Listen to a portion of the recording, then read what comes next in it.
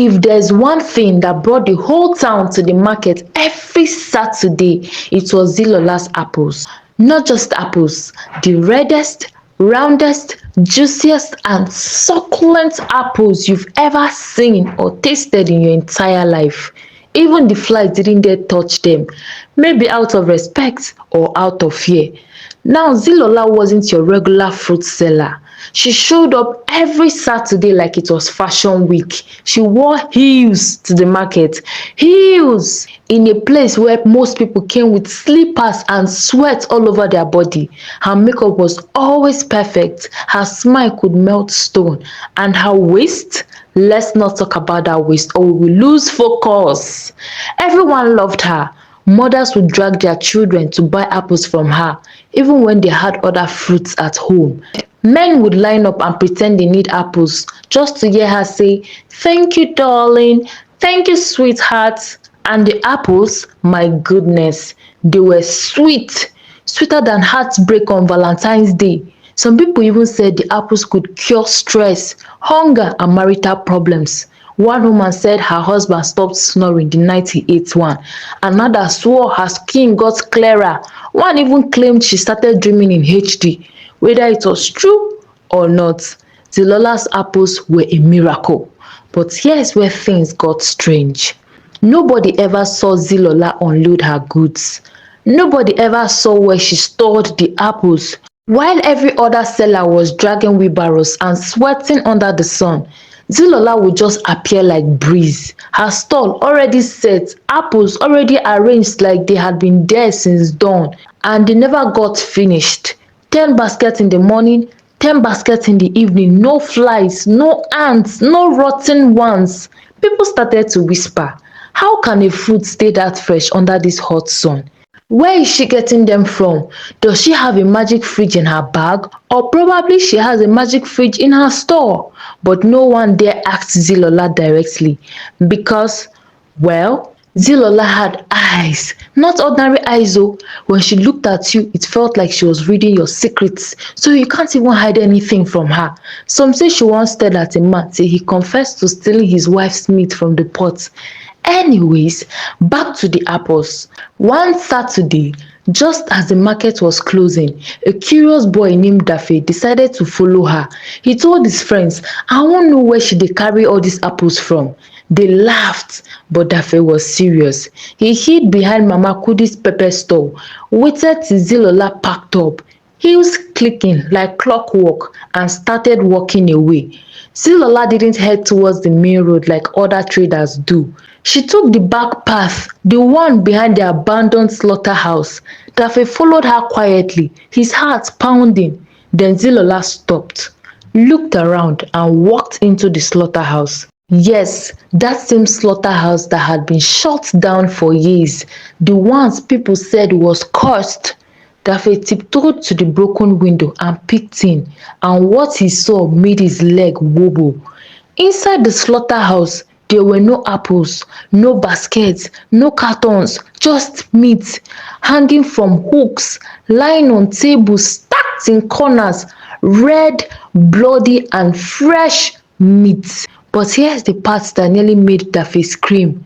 None of it looked like cow meat or goat meat or anything you would find at a normal butcher store. The limbs were strange, the size were off.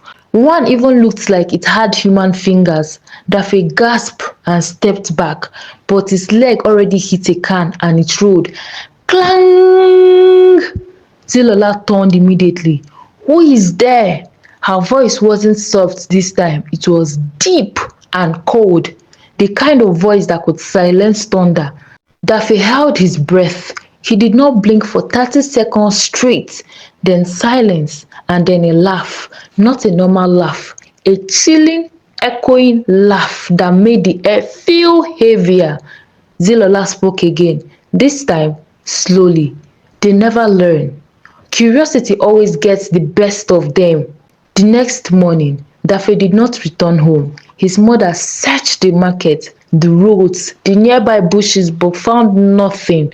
People assumed he got lost or ran away. But one woman, Mama Kudi, saw something strange at Zilola's store. Her store was full as usual. 10 baskets of shining, succulent apples. But there, at the top of the first basket, was an apple with a small mark, the same kind of birthmark Daffy had on his shoulder. Mama Kudi blinked once, twice. She leaned in slowly, her heart skipping beats. That mark? It couldn't be. She had known Daffy since he was born. She was there when his mother cried in the delivery room, when the midwife pointed out that odd crescent-shaped mark on Daffy's shoulder. And now it was on an apple. Her hands began to shake. She looked around the market. People were laughing, buying and chewing the apple at Zilola's store. And Zilola, in her usual self, was smiling like nothing was wrong. But Mama Kudi couldn't unsee it. She screamed, "Ewo! Ewo!" People turned to know what was happening. Their mouths paused mid-bite. That apple gets Daffy mark," she shouted. Zilola's smile froze for a second. Then she laughed. "Mama Kudi, old age don dey worry you oo. Na by force to trend." But the crowd was already moving towards the store. One man grabbed the apple and stared at it. Another woman gasped, "Ah, na true oo, I know dat boy. Dis na im exact birthmark oo." Zilola's voice changed. "Drop it!" But it was too late. The apple slipped from the man's hand and hit the ground with a thud. It did not bounce, it did not roll, it squished. Thick, dark red juice leaked from it, too thick, too dark. The crowd screamed. Some ran, others froze.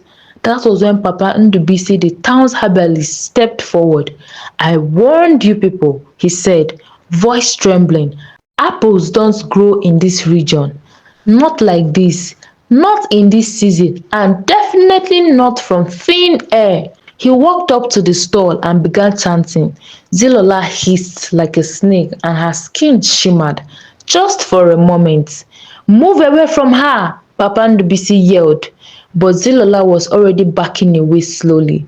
Someone tried to grab her. She turned her eyes pitch black. Her smile was gone.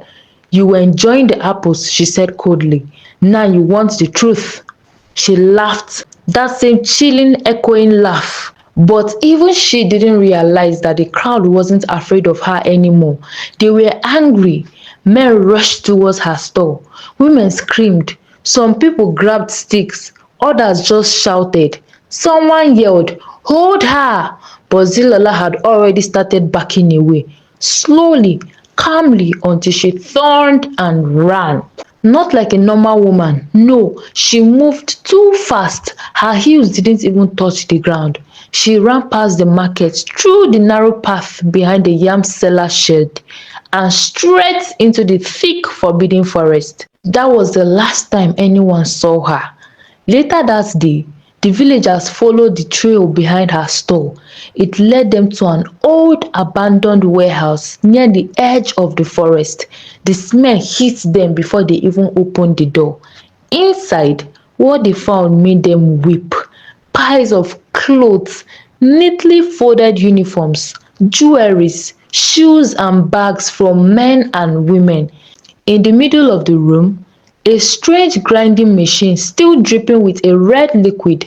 One side had bones, the other side had shiny polished red apples stacked in baskets. It was never fruit. It had never been fruit. The realization hit them like thunderbolts.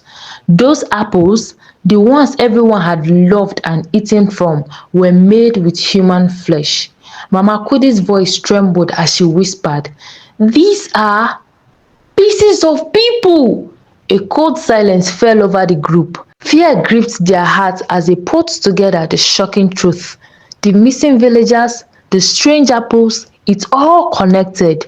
But Zilola, the culprit, was gone, like a ghost swallowed by the forest. From that day on, no one in that town ever sold or bought apples again.